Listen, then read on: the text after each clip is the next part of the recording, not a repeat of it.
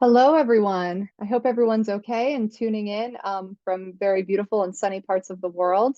My name is Keela Flores, and we can go ahead and get started with our webinar today. Um, Again, my name is Keela. I'm the Director of Marketing here at Haiilo, where we empower you to reach, engage, and understand your employees. If you're new to Haiilo, we are the leading employee communications, insight, and advocacy tool with a measurable business impact. We're proud to have more than 800 international customers trusting Haiilo to help them better reach, engage, and understand more than 2 million employees every day. The topic of today's webinar will be navigating the post-workplace by Meta era, strategies for thriving in the digital workplace landscape. Some quick logistics, and then we can get started. During the presentation, all participants will be in a listen-only mode. Feel free to submit written questions anytime by using the Q&A option at the bottom right-hand corner of your screen. You can also connect with us anytime and react with emojis to what is being presented in the chat function. To kick us off, go ahead and let us know where you're joining us from in the chat. We'll also be sharing a recording of the session following the webinar. We're so excited to kick off today's webinar with our speakers, Kevin Hanlon and Susie Robinson. Kevin is our very own head of growth here at Haiilo. Susie is a digital workplace consultant and joins us from Clearbox Consulting Limited, where she has responsibility for their suite of review reports. And now a bit more on Clearbox Consulting. Based in the UK, Clearbox is a specialist digital workplace and internet consultancy with 17 years of experience in the industry. Clearbox helps organizations improve their intranets and digital workplaces by offering clear and effective guidance on how to support business goals through people, process, and technology. As a technology agnostic and vendor neutral firm, Clearbox provides unbiased advice tailored to each client's unique needs.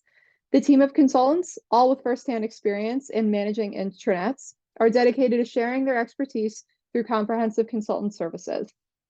And now I'd like to kick it over to Susie to give us a little bit more information.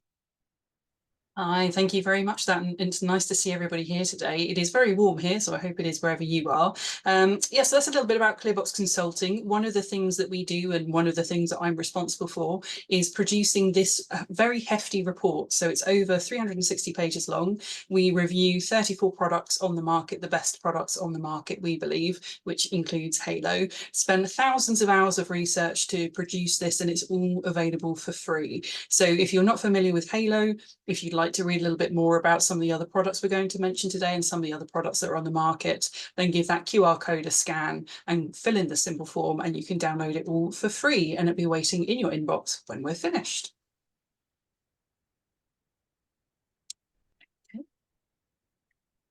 And I can only recommend reading that report. Hi, everyone. This is Kevin with Haiilo.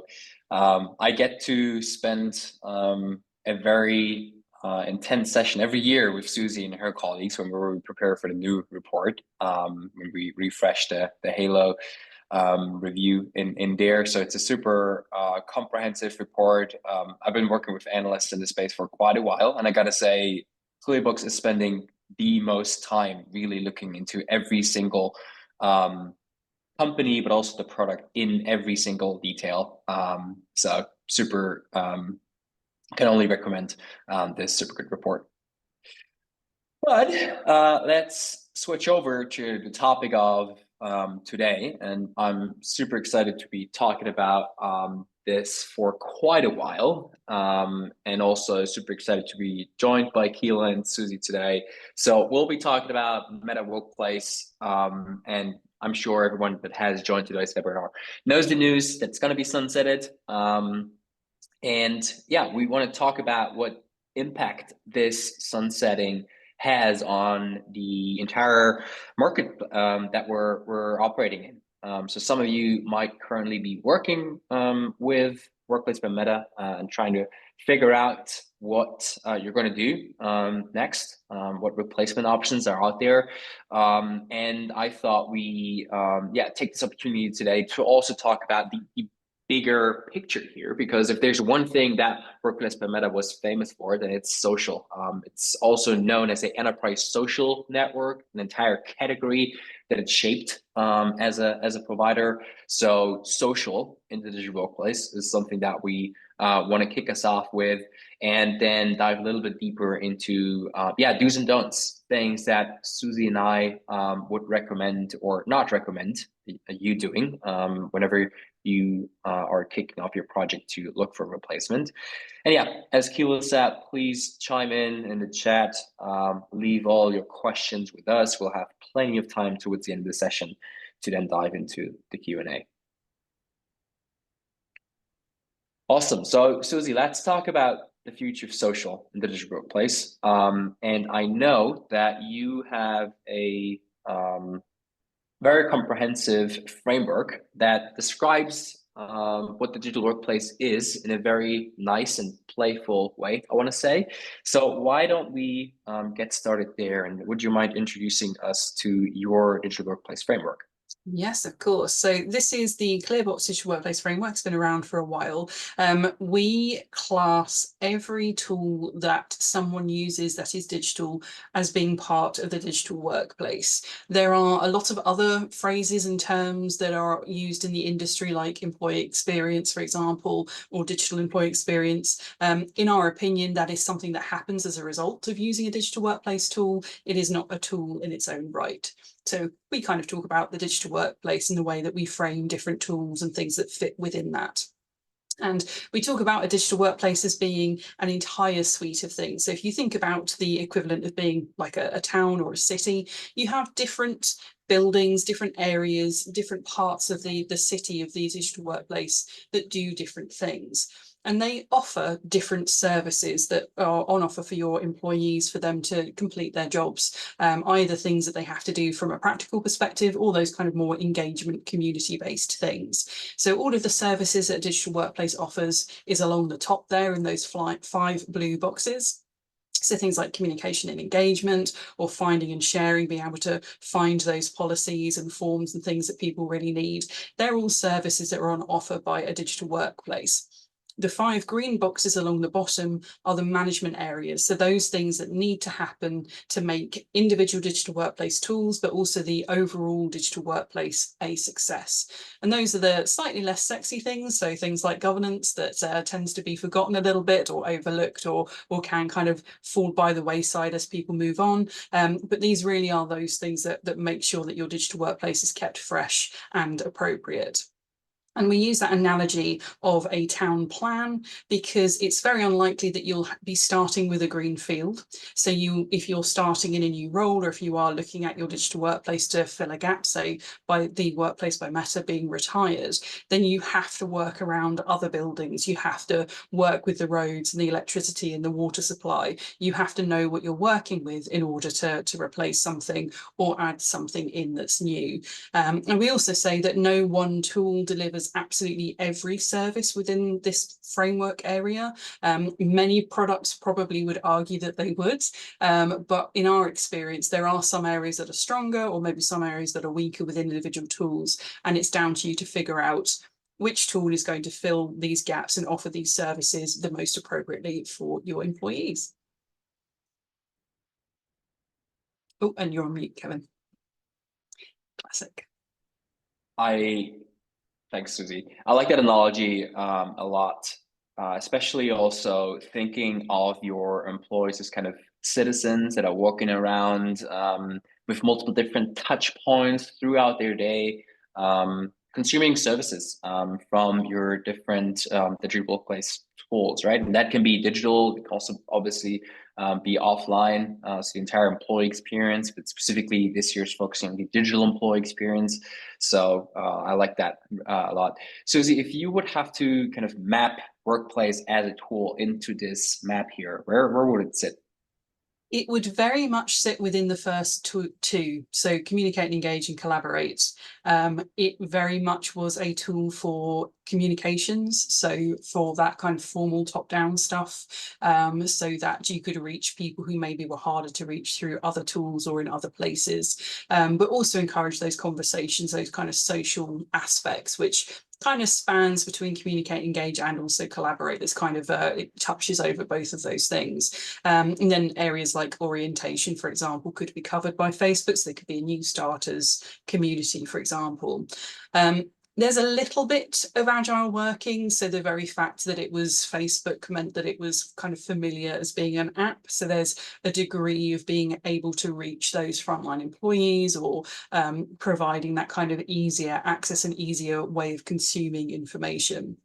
But from our experience and the criticisms that we most heard, it didn't really deal with find and share particularly well. So if you wanted to share policy information, or if you wanted to share important news that maybe people had to find again, it couldn't really cope with that. And if you think about the pandemic, all of the things that were going out to do with COVID, and all of the conversations and the way that it would just be mentioned, that kind of volume of content was harder for it to kind of deal with. And then business applications in this framework is either a tool maybe delivering a service or facilitating a service. So through integrations, for example, or inbuilt forms or something along those lines. And those were kind of areas that Facebook or Meta didn't really do that well either. It wasn't something that really was covered that strongly. So really those first two are the main two areas that it was addressing. Yeah, we heard that a lot. Obviously, we have a bunch of conversations already ongoing with companies that are trying to find a replacement for Meta. And yeah, I have mentioned exactly this, struggles with controlling the algorithm ultimately, right? Controlling what is being shown to employees, because there is a algorithm applied to the timeline, the newsfeed. And yeah, that is obviously something you cannot really control within Facebook, just within the consumer Facebook as well, which in the consumer world is fine, right? We're happy to rely on the algorithm when we just scroll through our private Facebook, but in the business context, obviously not ideal. And we'll come back to that social timeline because it's super crucial here in that aspect later on. But I'd like to introduce another model that we've developed here at Haiilo. Well, we've not developed it, we've visualized it to some extent, but a couple of years ago. But I really like that one as well. It kind of zooms in, if I quickly jump back, it zooms in on the bucket here from the Clearbox model, the communicate and engage bucket, and tries to think about different levels of communications. So if you think what kind of communications you send out within your, maybe when you're working in internal communications or HR or just in general, what kind of communications you have as an employee in your day-to-day within your company, then these 4 levels could be a good fit for those. And you can categorize each kind of content, each kind of communications into one of those 4 levels. Obviously, there's public, right? So that's everything external, but you publish on your external social media platforms, press releases, these kind of things. But everything below that is kind of internal. And organizational communications is pretty much everything that you publish top down, classic company news, CEO announcements, executive announcements, strategy changes, these kind of things, culture campaigns. So your classic internal comms content, which is probably what most companies would think of. An intranet would be the place to host this kind of information into, right? And then if we jump 2 levels down, team communications, because that's an easy one, right? That's your one-to-one, your group chats, which you're most likely doing in Teams or Slack, right? Or what you might have done within Workplace as well, because Workplace had its own chat function as well, right? So this is kind of informal, one-to-one, or in a group chat, these kind of team communications you have. But I personally think that the level in between operative communications is the one that's often overlooked, but actually is the one that most companies are doing the most, and also sometimes struggle with because they don't really know, where do I do this? Where do I do operative communications? And by operative communications, we mean things like processes, policies, but also knowledge sharing. Everything that happens not only between you and your team, but also between department A and department B, or you have a question to another business unit, to another department. So that is a lot that happens also outside of the responsibility of internal comms teams, right? It just happens between employees because employees have to reach out to each other and share knowledge and ask for questions. And that is something that I think Workplace did a good job in, right? Because it made it super easy to open up a channel or create a HR page within a HR channel within there and just paste something on their timeline and ask questions and use the social walls to have this kind of quick operative communication but still, and that's the major difference here between doing that in such a tool like Workplace and doing it in a tool like Teams or Slack, being open and transparent, right? Everyone could see those conversations. Everyone could chime in and comment underneath the post as well. Whereas if you do these kind of things in Teams or Slack, it's mostly siloed. It's mostly closed channels that you're using. And I brought a couple of examples here from how we are using Haiilo internally as well. And it's the same model. It gives you a social timeline. And you have different pages and communities where you can just paste questions. And if you look at those examples here, obviously my colleagues could have just Slacked individual people or just send a Teams message to 2-3 people that they knew that they would most likely have known the answer to their questions. But we particularly encourage our employees to use this more transparent way of the social timeline and pasting something on a page's timeline or a community's timeline so that everyone else could also benefit from the answer to their questions or just chime in case they had something to say to it. So much more transparent way and something that I think Workplace was particularly good in and something that if you're looking for a replacement, you should definitely be watching out that you don't lose this easy way of having operative communications in a way that your employees find easy to do.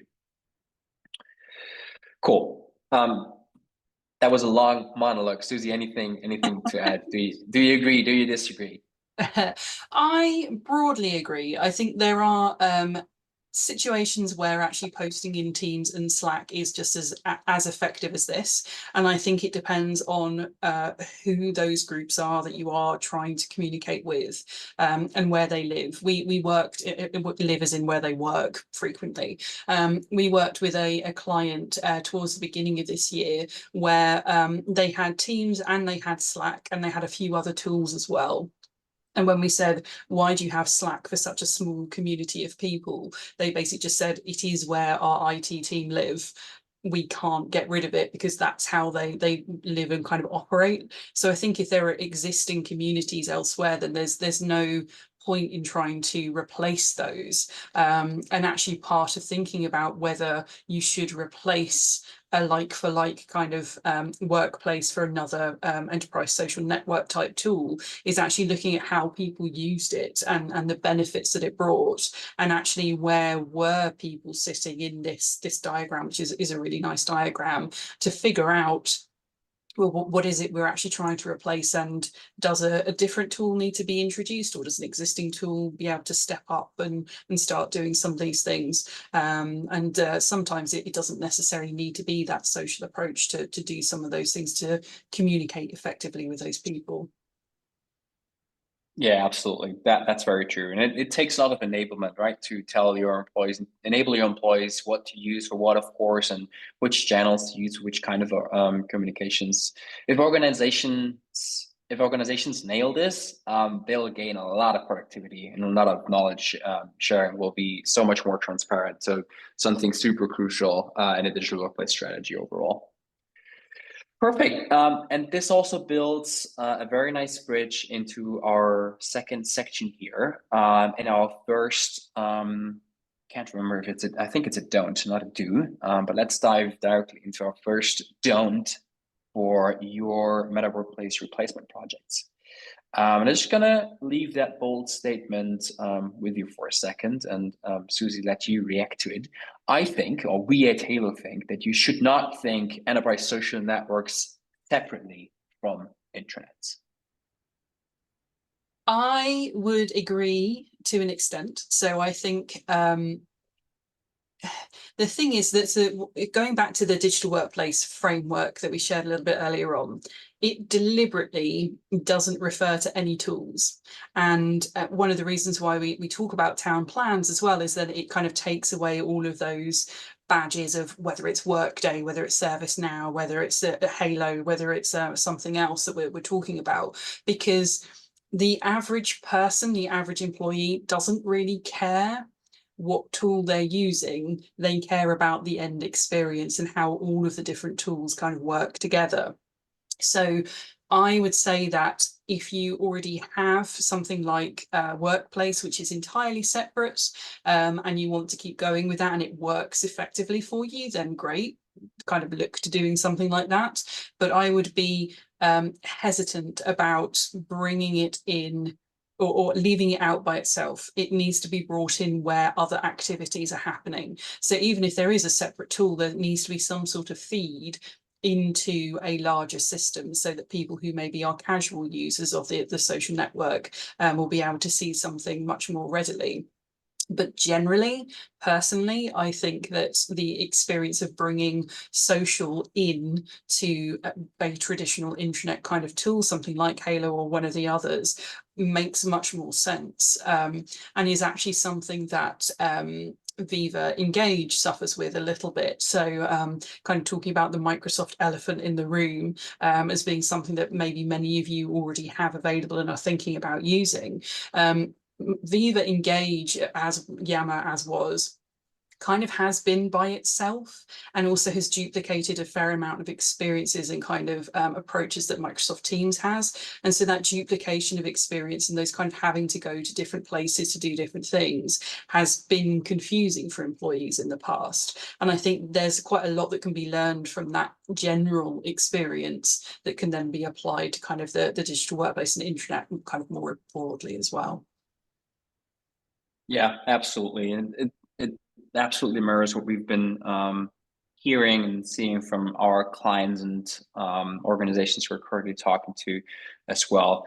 And I mean, what I'm trying to say with this statement here is use this opportunity at least to evaluate whether you now have the chance to revamp, not only find a replacement for a point solution, which Workplace kind of was, but actually revamp your entire digital workplace strategy, and also use this opportunity to think about your intranet.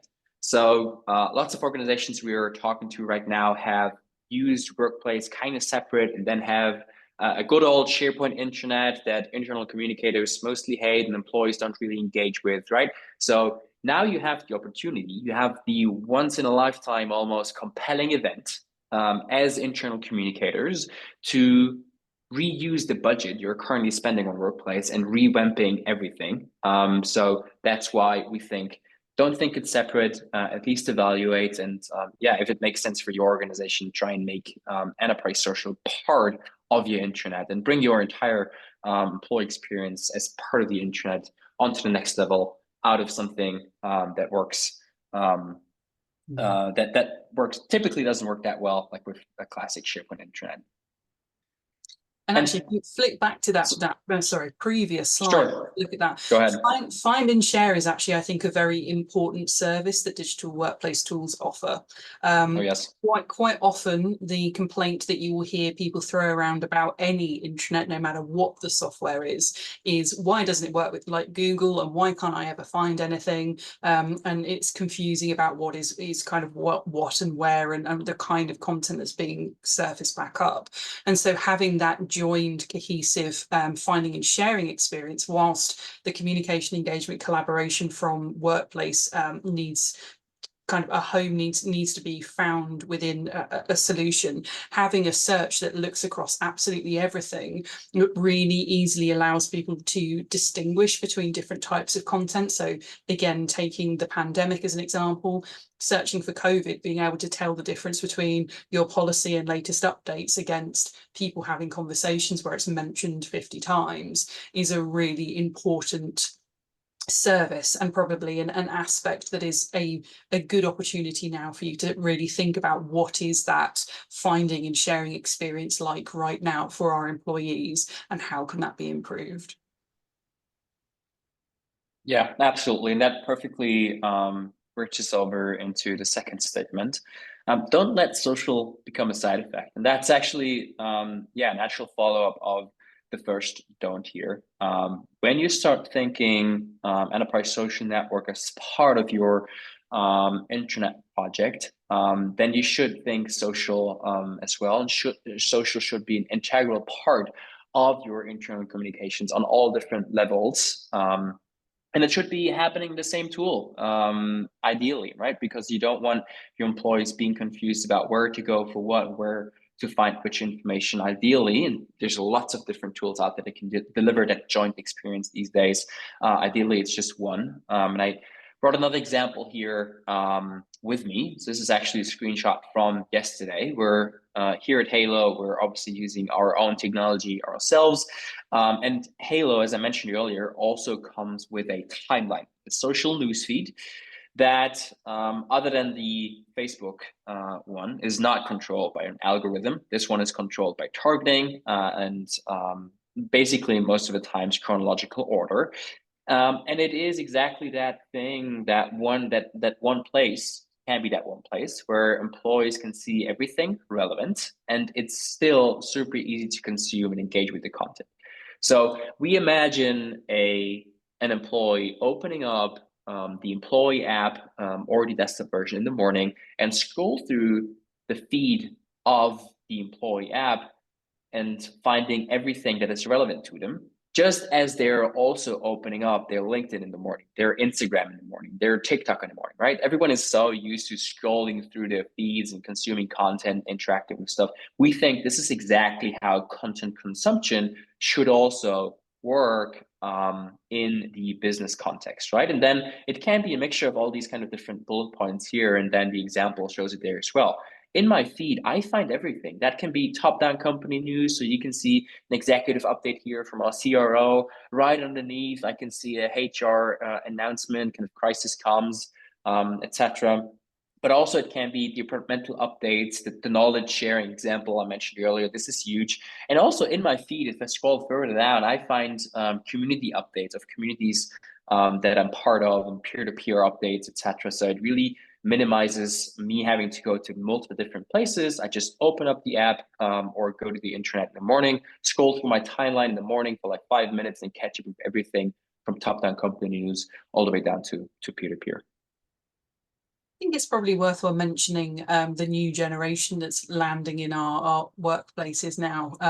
And Gen Z, Gen Z are so much more used to short form content and video and image-based content than those of us who are a little bit older than that kind of used to. And so I think that is worth considering now for internal communicators, is actually how do you capitalize on the way that these people are so used to consuming information in their personal lives, and then apply that in professional life as well. Obviously you don't want to miss out the other 3 generations that are still working there, so turning absolutely everything into TikTok would probably not be the best approach for everybody else, but actually thinking about how can we make use of these kind of best practices around these short form pieces of comms, and then kind of capitalize on this sort of presentation as well.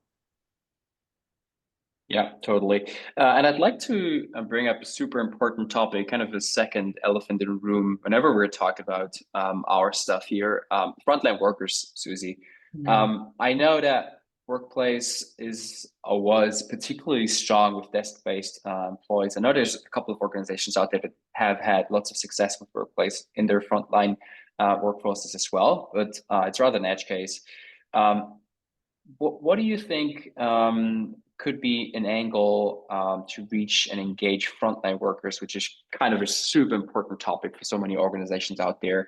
And do you think that such a timeline approach and social in general could be a way to engage these workforces? I think it can, but potentially with that kind of more operational focus that you were talking about earlier on. The thing with frontline employees is probably more so than other like desk-based employees is how time poor they are and how little access to digital tools they have, in a way that makes it easy for them to kind of just glance at or just kind of access. As a desk-based employee, for me personally, if I want to have a brain break, I might stop doing a piece of work and then go and check LinkedIn feed on my desktop, for example. Or when I was working in an organisation that had an intranet, or I might go and read a latest article. Whereas for the front line, they are chefs, or they're working in retail, or they're teachers, or they're nurses. Sometimes they aren't even allowed devices with them wherever it is they're working. And so you're asking them to access a business tool in their own time. And so you really need to give them reasons to go in and use those tools. And as an internal communicator, it does pain me to say that comms isn't necessarily always it, but the way that they communicate with each other absolutely could be. So replacing something like WhatsApp with something like this, so you do that kind of more operational, functional, process-based shift swapping messages, nice messages that's all controlled, so that you don't have to worry about people giving away their personal phone numbers in order to be able to communicate with each other. But then also some of the more practical tools, so things like viewing pay slips and maybe a formal shift swapping kind of tool, being able to book holiday, or even electronic forms that are based off of paper forms that they currently fill in. All of those things are still absolutely up for grabs. And I think if you can nail that real practical experience for a frontline employee, and using an app and this kind of timeline approach can absolutely suit their way of working, and can be quite a nice way to then say, oh, well, while you're looking at these important team updates, then, oh, by the way, here's a piece of news that would be nice for you to see. And here is quite an important thing that you might miss if you didn't have this app. And hopefully that would then build that engagement and experience of using those tools.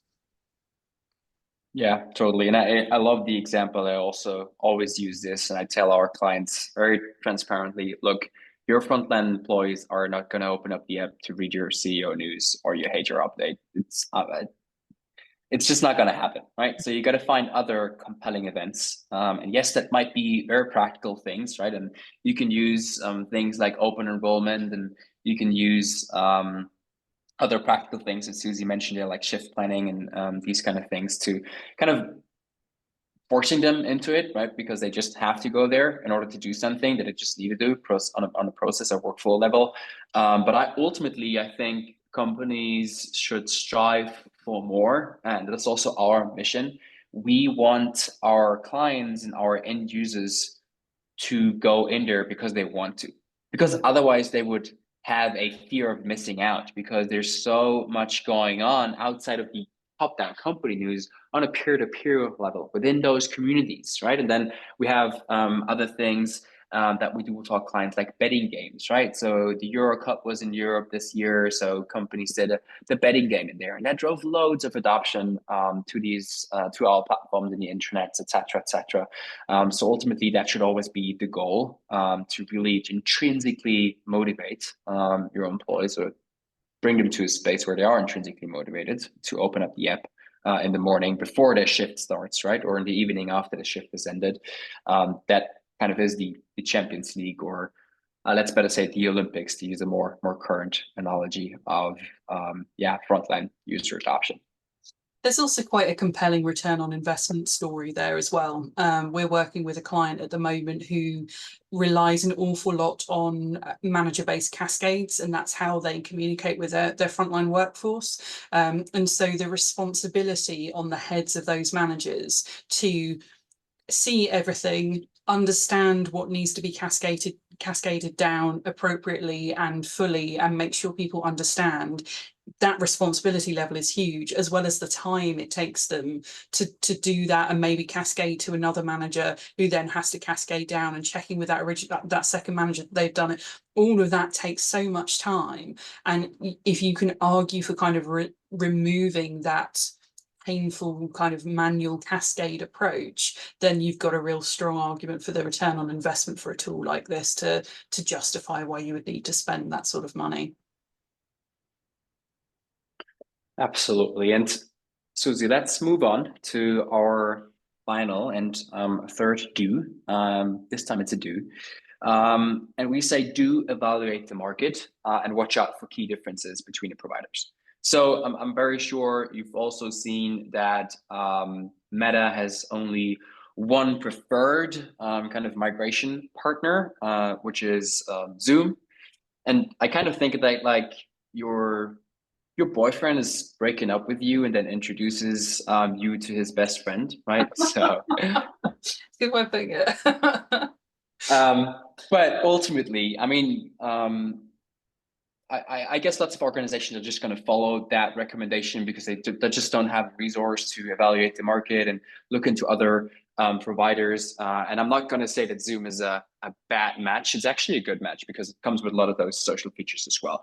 But obviously, if you do have the resources and joining this webinar here today shows that you're clearly trying to look other places and you are evaluating the market, it's definitely something you should do.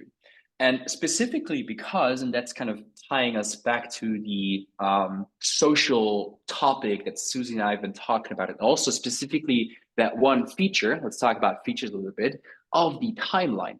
The timeline is the most crucial element of how workplace functioned and operated, with just opening up and then just having my timeline to scroll through, which in their case was controlled by an algorithm. But that element is what your employees are used to, right? They are now used to opening it up, that timeline, and scroll through the feed and find everything that's relevant to them. So I think that every replacement that you consider should also have a very timeline-centered content consumption approach. And I've taken a list here of lots of providers out there. Obviously I'm biased, right? There's no reason to hide that here. But I've seen, prior to working for Haiilo, I've seen a lot of other tools in the market, having worked for some, and also started off as a consultant. So I've implemented not only Haiilo intranets, but also some of the other technologies here. And obviously now everyone is kind of saying, hey, if you're trying to move away from workplace, we're here for you, right? And this is a fair statement. But yeah, I'm giving you the advice here. Whenever you're now evaluating, look closely and also think about that timeline-centered content consumption approach and whether those replacements that you're evaluating also can deliver that way of communicating, especially on the operative level, right? What we talked about earlier, in a very easy way, and allows your employees to open up the app or join via the web browser and consume content by scrolling through and interacting with content in a very social way. So I would broadly agree with this kind of summary. I would say actually of all of the products that are on the market, and I've said this before in a previous post, the most similar to WorkVivo, the Zoom product that Kevin's referenced, probably is Haiilo, because of that timeline-centered approach and that focus on social and the way of delivering news in that manner. A lot of the others will have timeline components, web parts, whatever you want to call them, that you can add to pages, potentially to take over an entire page with a timeline approach in that kind of way. So in fact, one product that's not on here is Oak, and I know that they've said that one of their clients actually has replaced their homepage with a kind of timeline widget. Whether it's as detailed as Haiilo or WorkVivo, I can't comment in that kind of degree of detail, but some of these do offer that kind of timeline element that you can add to a homepage or to a profile page that then allows for other things to be positioned either side of it. But for that pure timeline approach on desktop in particular, Haiilo and WorkVivo on Zoom are quite similar. But of course on mobile, the most easy way to present stuff is in a timeline. So on mobile, you may find that some of those are a bit more timeliney based anyway, but then they can complicate things by adding in tabs or additional buttons and various things that make it less clean than something like a timeline would do. And I think actually it's worthwhile mentioning here that one of the things that Workplace by Meta capitalized on at the time that it launched, about 2017, I think it was launched, was that it made use of the brand, it made use of Facebook, and actually for people using it, one of the reasons why they were comfortable using it was because it was Facebook for work. And so I don't know that necessarily is kind of the main reason why that experience would need to be replaced. And there are things that these products do that actually are more comprehensive than just that social timeline, including Haiilo, and all of those products on here will do those additional things that Kevin's already mentioned that make it a much more robust tool than just kind of trying to replace that social aspect. Yeah, totally. And Susie, I was hoping you would give this very independent, diplomatic addition to my opening statement to that slide. Yeah, absolutely. Right. And I'm not saying do not evaluate any of the others. Of course you should. But you should, like I said earlier, look closely and also maybe ask for a sandbox. Try those tools out yourself. It's something that we love to do with the prospects that we're working in. We love to give you access to Haiilo to really feel that it's easy, not only demo it to you and make some magic clicks here and there, but really give you the opportunity to test our platform yourselves and really also test it with your end users if you have the possibility to. And yeah, and show you how you can replicate not only the end user experience, but also, of course, the content creation experience in a very intuitive manner. Awesome. Keela, how are we doing on the chat? Are there some questions? Yeah, great. So thank you to you and Susie for such an insightful webinar and just a really great conversation about what we're dealing with in the industry. Just a reminder to all the attendees, if you have any questions, please feel free to shoot them in the Q&A and chat function. We'll try to get through all of them as time allows. So let's just jump in with the first one here. So as this relates to AI, the attendee is asking, do you think find and share will soon be totally replaced by a chatbot? Like it will be trained on all of your company data and then staff will simply ask it questions rather than navigating menus. They're suggesting it could totally transform intranets and why they might even need them. What do you guys think? So this is something that I've been looking into a lot as well, actually, is that kind of AI approach to digital workplace comms. And I would say in principle, yes. So I think that kind of chatbot-esque approach, that digital assistant kind of approach is incredibly helpful. But there are two kind of caveats to that. One is that sometimes people do just want to navigate and do just want to go and read something themselves. So that kind of approach, I don't think will ever be replaced. I think there will still always be that kind of need for a front end of some description. But the biggest one actually is what's the state of your data? Because that's the thing that tends to disrupt search functions more than the technology as it stands now across all digital workplaces and all organizations. And that seems to be the bit that gets forgotten as to why an intranet search doesn't work like Google, is because actually the data that's behind the scenes isn't clean enough. So if a organization has absolutely perfect documentation, absolutely perfect people data, all of the groups are set up correctly, and everything is working kind of as it should in that kind of ideal state and is maintained in an ongoing way, then absolutely those digital assistant kind of tools could absolutely replace that experience. But my experience is that that's a very rare situation to be in. So I think it'll be some time yet before that experience completely replaces something like an intranet. Kevin, you have any thoughts as well? Yeah, obviously AI is super important in this aspect as well. And we have also started to implement AI with our search so that, for example, you can not only search for something like a keyword, but actually ask a question.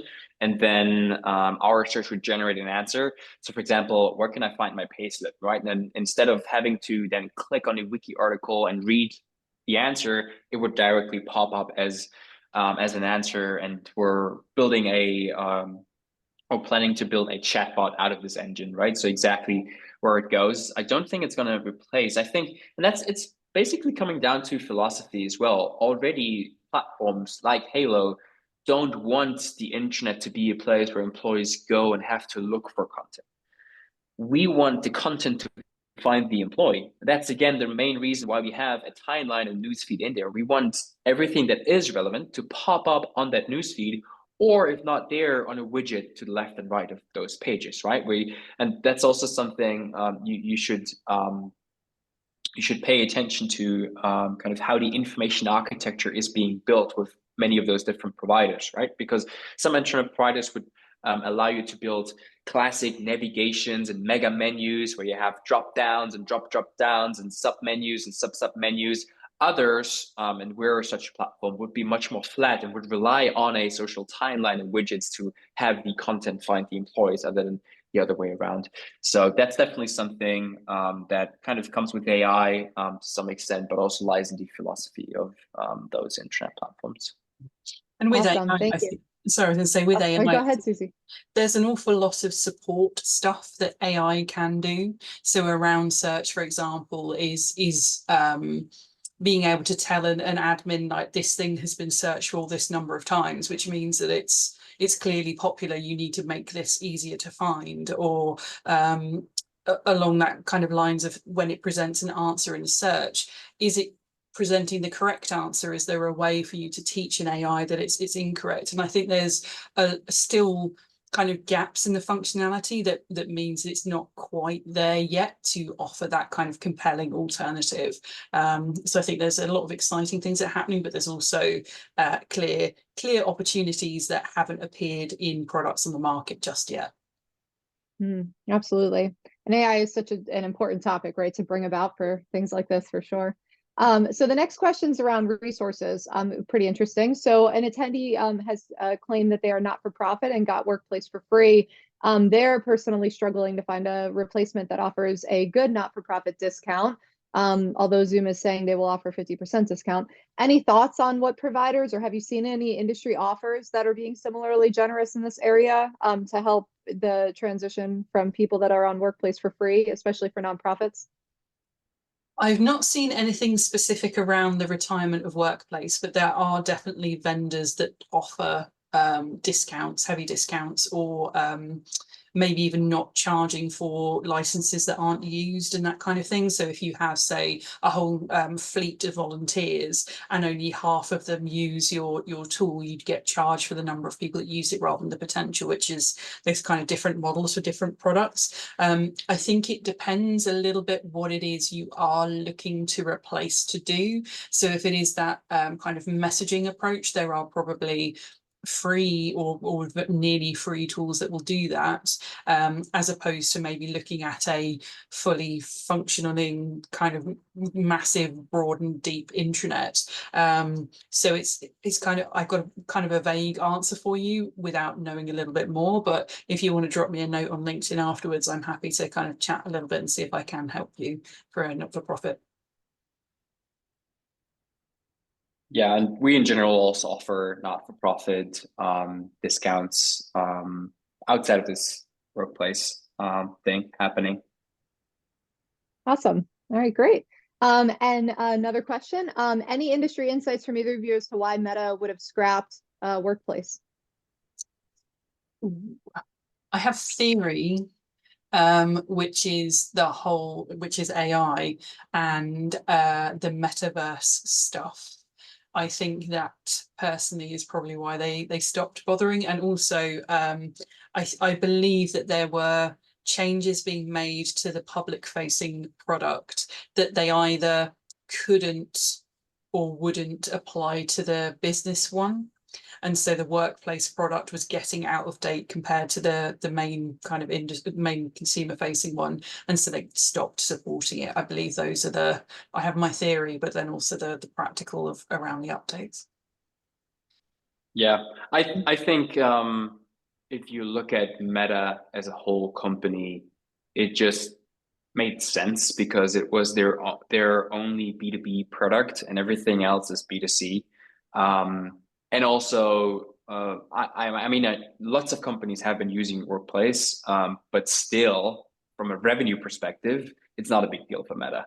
So sunsetting it, clearing it up, and then focusing on their metaverse and B2C universe and the consumer side is definitely something that makes sense just from outside perspective, not knowing, of course, that that was the reasoning behind it. And yeah, ultimately, you got to say that Zoom then now struck a good deal, right? It's definitely a good deal to have something, the new friend that your ex-boyfriend is introducing to you, basically what I said earlier. But yeah, that's my theory as well. So probably agree with what Susie said. It is interesting as well, the fact that Meta and Zoom, two massive brands, have made this kind of gentleman's agreement almost. And when you look at, say, the likes of Salesforce and Workday having formed now this little partnership, and they're kind of being similar things out there, it does make you wonder if there is going to be more in future with Meta and Zoom around that kind of calling people and the kind of what we're doing now and events and things. I wonder if there is, maybe it's the start of things to come, potentially, who knows. Absolutely. All right, great insight. Just to be mindful of everyone's time, then we'll cover one more question before we wrap up. So because it's such a key feature everyone's talking about, right, with their deskless workforce and how to reach them, can either of you elaborate a bit more on some of the key features that you would look for if you're prioritizing that deskless workforce communication within your organization? Yes, so for me, I would find out what it is your deskless workforce want. So I would do, you don't even have to do formal research with them. I'll share a link with the Haiilo team after this, so you can get a link to a blog post I wrote about this, so you can do research on a shoestring, basically. But is going out, maybe going to a canteen and just chatting with people. If you do already have a tool like Workplace, and seeing where there are conversations happening and the things that they find difficult, or where there are opportunities to kind of come in and make an improvement from that digital perspective. So if you are still using paper forms, which I know there are still lots of organizations that are, then that's an opportunity to turn those into digital ones and move them into an app. If you are finding that people, there isn't somewhere already where you have electronic pay slips, then again, that's something, if you can surface that up through a tool like this, then will probably be incredibly valuable for your frontline teams. So I think it's finding those real opportunities, and maybe looking at that digital workplace framework kind of under the lens of, let's just pretend everybody's a frontline worker, and looking at these service areas and where are those pinch points or those opportunities, and then focus really in on those for you as your organization and your employees' needs. Great. Kevin, any insights to add? Nothing to add to this. Okay, perfect. Susie said it great. All right. Well, again, just to be mindful of everyone's time, we'll close out the webinar now. But Kevin and Susie would be more than happy to answer any more questions that you might have. Please feel free to reach out to either of them via email, on LinkedIn. When anything pops up as you're, navigating this transition, and by default, we'll have many questions. So we would like to provide you with some resources. Afterwards, we will share a recording to the webinar, and then also our deck, which will include a few links that will help you, give you more information on how to engage your cross-functional teams in very socially driven ways. So the first two resources are from us when you're comparing and contrasting features. Also, some of those questions or concerns, how would you migrate from Workplace to Haiilo? We could kind of help talk you through that, or alleviate some of that stress that comes along with it. And Clearbox also is sharing their buyer's guide to Internet and Employee Experiences platform, which is incredibly in-depth and well worth the read. For sure. So if you have any questions beyond this resources, please don't feel free to reach out. We're so thankful to everyone that joined today, and have a good day. Thank you, everyone. Bye. Thanks, everyone.